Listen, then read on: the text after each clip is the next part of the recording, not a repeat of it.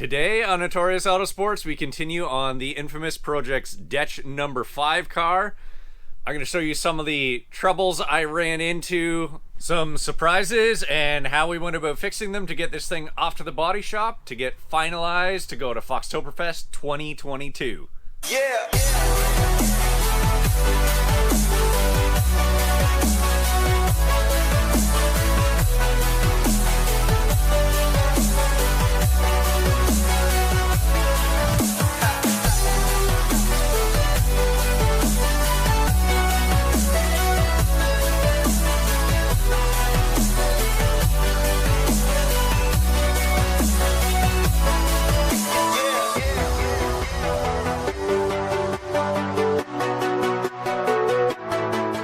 Alright, we have a Flowmaster Flow FX exhaust here to go on this car. Full stainless from Summit Racing. That was actually the cheapest area at the time we were able to source it from. They had it in stock. It came real quick. This is, I believe, we have the LX style polished stainless tips on this one, which we're probably going to end up trimming off and actually installing some custom tips, which Mr. Infamous has decided he wants to try with the DECH kit on this. So we got two Flow FX stainless mufflers already with hangers and flow tubes pre-attached, which is nice. And then a bag of hardware, which includes some stickers and a couple band clamps for the tailpipes there. So we'll get this mocked up, see how everything fits. This is the first time I've actually worked with any of this Flow FX, but it is very cost effective, and the stainless option is really, really nice for longevity, especially here in the north. Well, my exhaust productivity has come to a screeching halt. I unboxed the exhaust, took a look at the underside of the car, got our off-road X pipe there, brought the flanges back, and then realized that I do not have any rubber exhaust hangers. That is a problem. I have no way to attach that exhaust currently to the car. There are none around here right now. I looked through some of the old parts that are still kicking around from disassemblies. There's nothing here. So I'm gonna actually have to dig into my own private stock from my parts car and try and find the ones that were there when I did the Project Zero donor car disassembly to be able to donate them to this for now. In the meantime, I have been working away at this clutch cable adjustment because the new one has not shown up, and if it doesn't show up tomorrow, well, we're not going to be able to drive this thing. So I'm doing what I can. When you first get in here, you do have this clutch fork cover. There is a 7/16 bolt there. I already had this disassembled, so don't worry about that. It does seat in the front there in a groove, and then what you're going to want to do is pull it towards the back of the car and down.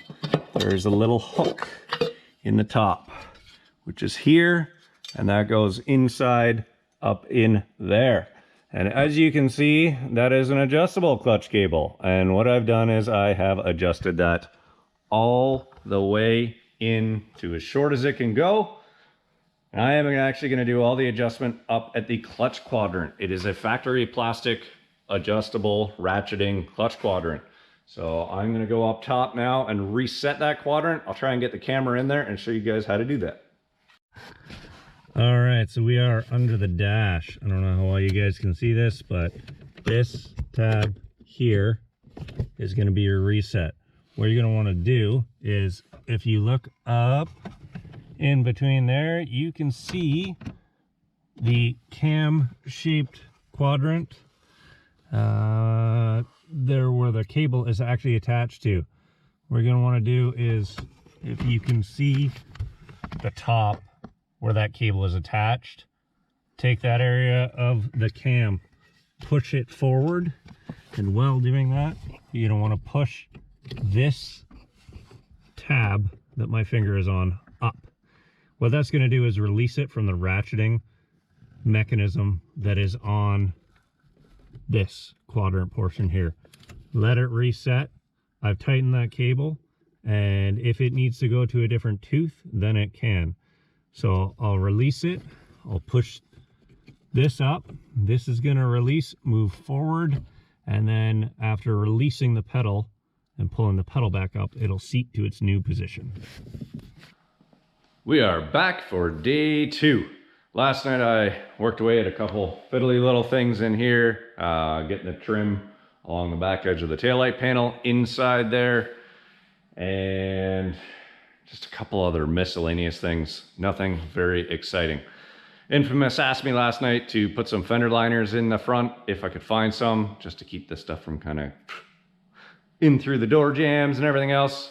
Goes a long way, especially if the car is not too low. And I actually have it back down on the ground here, and it's sitting nice and level. It's kind of track stance. We're not too low.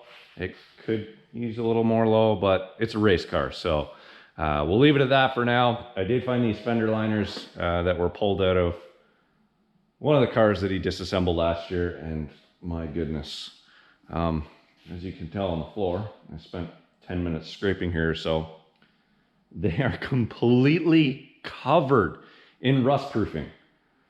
Guys, if you're getting stuff rust proof, feel free to let your guy know that you don't have to soak these, oddly enough. They're this weird flexy foreign material that doesn't tend to rust, also known as plastic.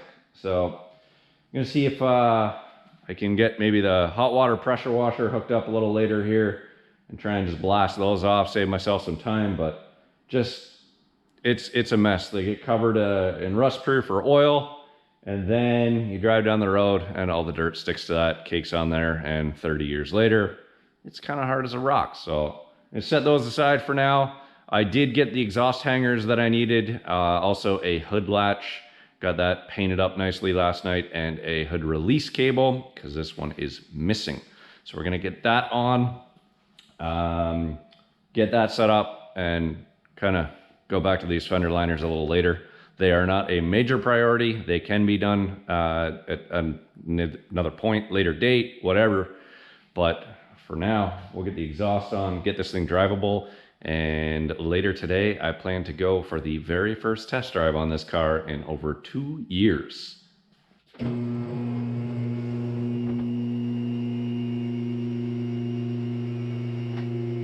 All right, we have our nice Flow FX mufflers here.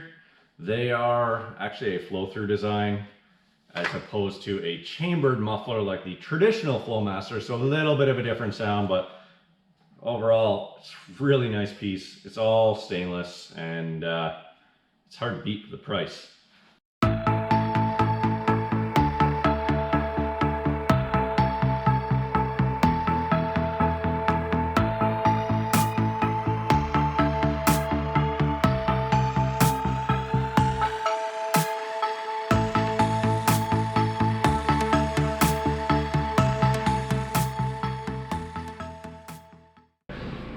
This thing back down on the ground.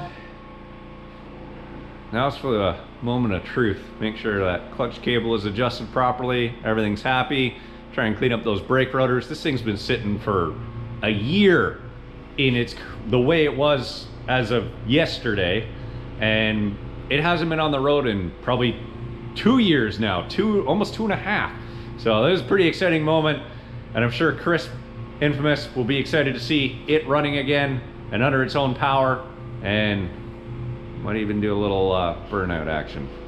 Maybe I'll save that for him. I know he really likes to do them in this car.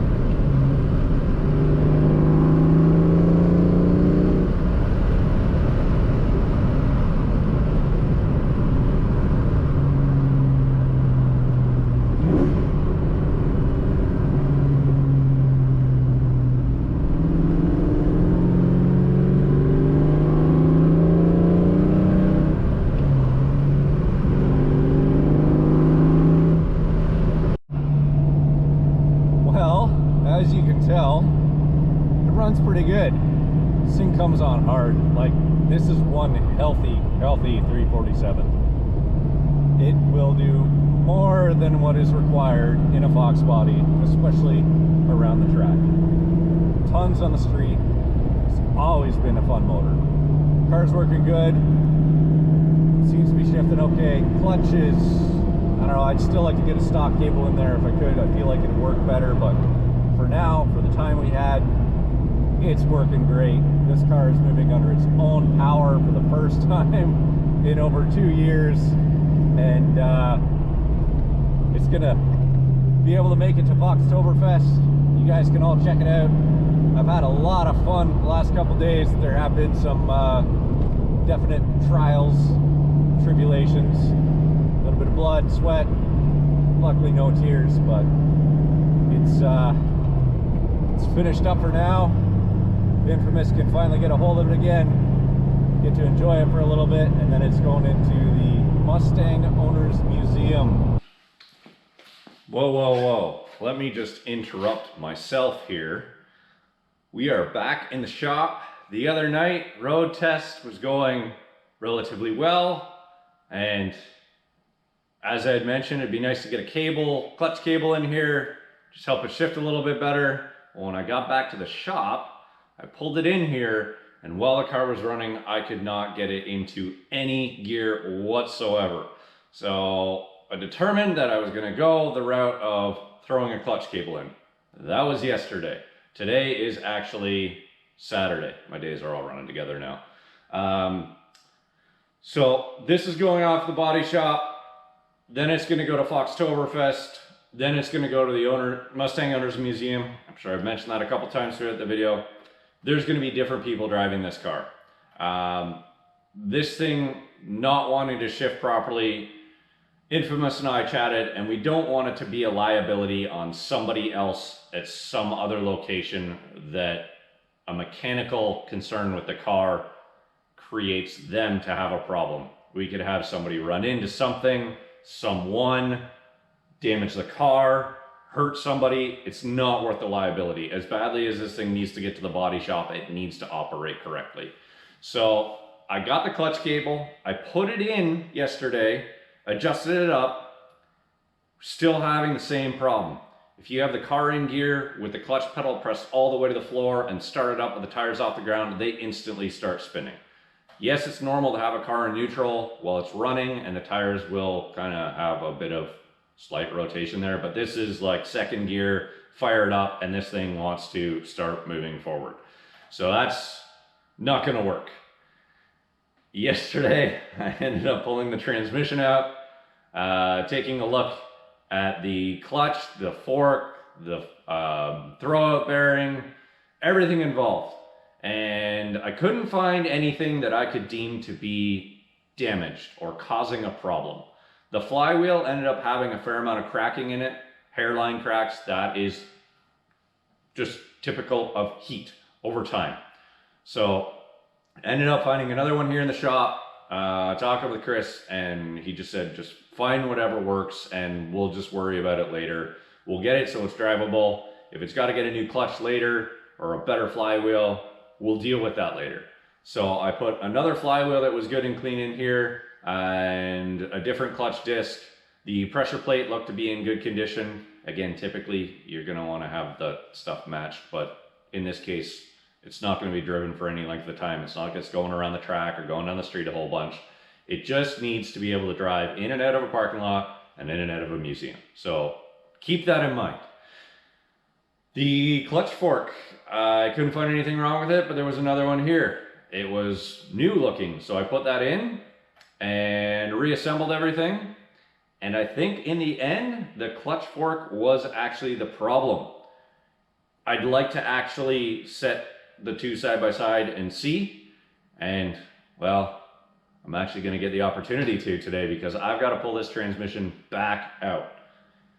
One thing in my kind of tunnel vision yesterday that I didn't think about, this is a 347.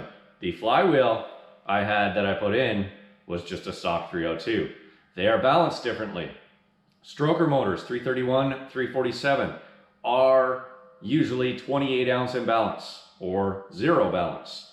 28 ounce imbalance is the most popular. A 302 is 50 ounce imbalance. I am actually going to go through some of that a little later with you guys, a little more in depth, but right now I get to do this all over again and yank the transmission back out of the car. So come along for the ride. Hopefully after today, everything is good. I get a nice, smooth driving car and shifting properly. The one problem that I found as soon as I fired it up last night and went to pull it out of the shop is as soon as it gets above idle, the entire car shakes. So the engine, you can tell it's a source of vibration and it just transfers through the entire car. So that is not going to work.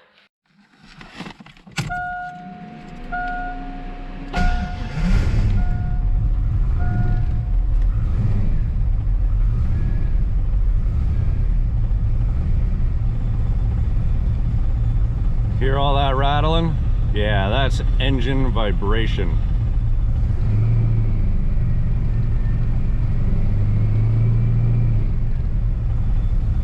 Gets even worse with RPM. So as you saw there, the car vibrates pretty bad. And not only is it an extreme challenge to drive, as soon as you get it up off idle and it's under load, the entire car is shaking. But it can also cause engine damage due to the insane amount of vibration that's going through there. You got moving parts and then you're inducing a serious vibration. It is no good for anything in there. It can cause damage to crankshafts, to other parts of the rotating assembly, and we definitely don't want to cause any issues to this nice built motor. So I'm going to get into pulling the exhaust off, pull that drive shaft, get that transmission drop, and then we will get into the bell housing and other clutch assembly components. I will take you guys along.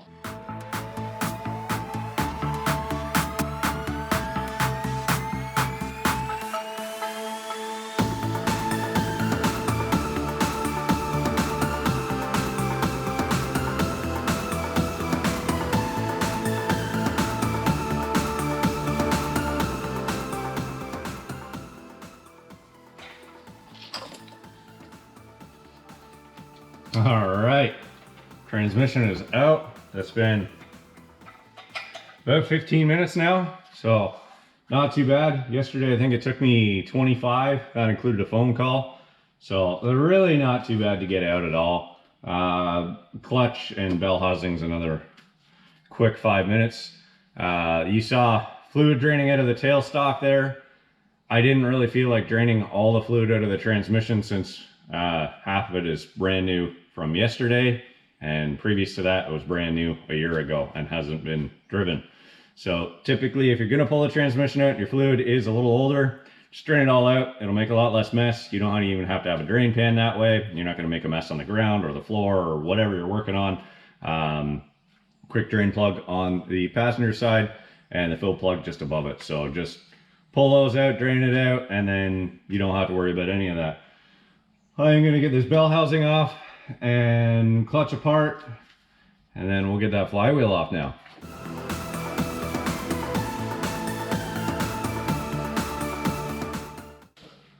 All right, so we are all apart here now, and I have an array of pieces here to go over with you. Just a little bit of technical information, and hopefully my mix-up yesterday will keep you guys from having the same mix-up in the future. I should have actually caught that with the difference in the imbalance there, but it just slipped my mind. It can happen, and it just goes to show you guys, even people who are experienced can still have a slip up every once in a while. And a lot of this stuff that happens in the background, a lot of people aren't putting it up on their channels. So I wanted to show you guys the challenges that we run into when working on some of these cars, and hopefully it'll help you in the future. So first off, we have our flywheels. So we have our factory flywheel, and as you can see on the back, it has this raised portion here. That is our 50-ounce counterweight. That is what keeps the engine running smooth in conjunction with the design of the counterweights on the crankshaft. There is holes drilled in these counterweights here and also here. That is to make sure that this is going to be smooth when it is run with that flywheel, and also our harmonic balancer, our crankshaft dampener. And you can see it has a raised portion on it as well. This is all designed to be keyed into a certain location, have the weights in the proper areas so that everything runs smooth. This has a woodruff key, which is here on the snout of the crankshaft. It only goes in one position. That's going to make sure that's lined up. Our flywheels, which have 6 holes, they look like they're evenly separated. When you place that on the crankshaft, it will only go on in one location. They are slightly off from each other so that you can only have this in one orientation on the back of the crankshaft, so that everything is lined up properly and you're gonna not have issues with vibrations as long as you use the right parts. Here is our 347 flywheel. Now this one is actually a factory flywheel that somebody back in the day has gone to the effort of actually machining down. So they've machined that entire 50-ounce counterweight off, and then it's actually dimpled. There is factory drill marks here and here for balancing this flywheel, because this is a cast piece. So when it comes out of the casting, they would machine the face down, and then you will not have perfect balance just because you have different weights of materials or casting, and things in a rough casting don't come out perfect. So they would actually machine or drill these holes in to make sure that this is balanced properly to what it needs to be. This one, as you can see, has had some extensive work done, and that's a big difference from what we've got on that other flywheel. This could be a 0 balance, but typically a 347 or a 331 stroker is a 28 ounce. There is custom builds that people do though, and depending on the crankshaft, they may have a 50-ounce imbalance damper. Their crankshaft, whatever spec it might be from Scat or Eagle or whatever have you there, and then they may actually run a 50-ounce imbalanced flywheel. I've seen it the other way too, where they'll have a 28-ounce damper and a 50-ounce flywheel, or vice versa. It all depends, once they actually get that on the balancer and spin it up, where things are. They can drill out more holes in the counterweight, or they can actually add material in there that is very heavy and dense. And they'll actually put slugs in there that will actually add weight. I believe that is Mallory, if I'm remembering correctly. Very heavy for its surface area for the metal there. So there's all kinds of different things. I know some of the old big block Chryslers, 440s, things like that, you actually had to balance the crankshaft with the torque converter on it. If it was an internally balanced crankshaft, I think, again, not 100% sure, but they had some weird things depending on if it was internally or externally balanced, where it actually had to have the damper and the torque converter on when they put it on the balancer to make sure that it's zeroed out correctly. So we're gonna get this flywheel back on. It does have a fair amount of hairline cracking on it, and as you can tell, a good amount of heat. But this is what's gonna keep our engine running smooth, so it's gonna go back on, and then we will worry about getting a replacement at a later date. That might be able to be machined down. We can try that later once it's done out of the museum. If that doesn't work, then we can actually send it off, have it spun up on a balancer, and see what it comes out as, so that we know what we need to purchase to replace it. The pressure plate from the donor clutch and flywheel from yesterday, the reason I didn't use it, I had mentioned earlier about trying to keep things matched up typically. The reason I didn't want to use this with that disc is, as you can see, it's got 4 big hot spots on it. Kind of odd because it's not consistent the whole way around. This flywheel, or sorry, pressure plate, doesn't look like it's got a whole lot of use because it's good and clean in here with the factory markings on it, or factory machining. But the fact that it's got 4 uneven hot spots doesn't really instill a whole lot of confidence, so I'm not going to go with this. I am reusing the one that was in the car. But just so you guys know why I ended up doing the not recommended mismatch. So Gonna get this flywheel bolted back on. Always use Loctite. Blue Loctite is sufficient. You don't need to go crazy with the red Loctite. Blue Loctite on your bolts, torque them down. 15/16 socket on the front of the crankshaft in the center of the balancer here. You can put a breaker bar on it or a big ratchet, hold onto that and torque things down. It keeps the engine from rotating. We'll get that on, get our clutch lined up, and then on to the reassembly. All right, guys, we're running and driving again. Think I need to turn the idle up a touch. It doesn't really like to idle a whole lot. I did a base idle reset, but still a little picky. One of the joys of having camshafts and no tune and, you know, kind of a couple other things, but we'll get that sorted later. Right now it's idling all right here. Just took it for a little spin down the road and, well, time to head it back to the shop now.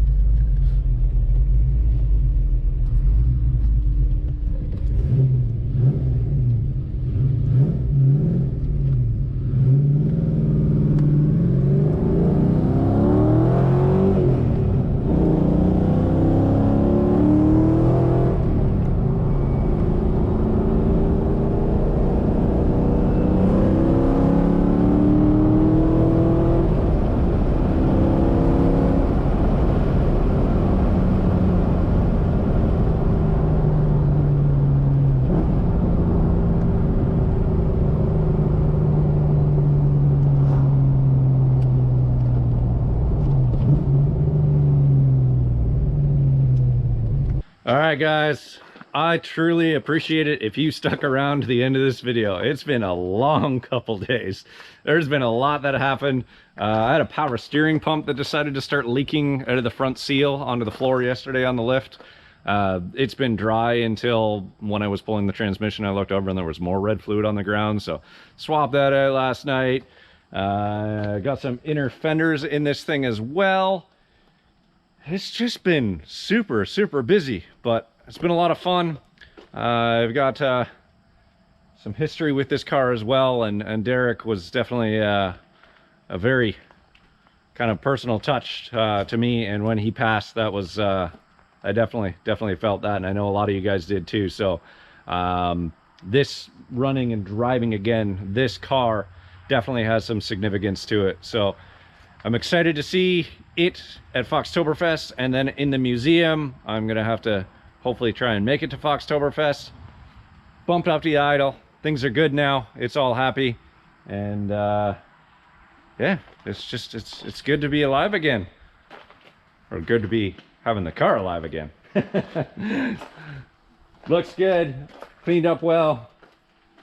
Needs a wash, but everything in the bay is really good and clean. It's gonna go to the body shop anyways, get those last couple touch-ups, and then be on its way south where it can stay in the nicer climate and preserve this thing for a long time to come.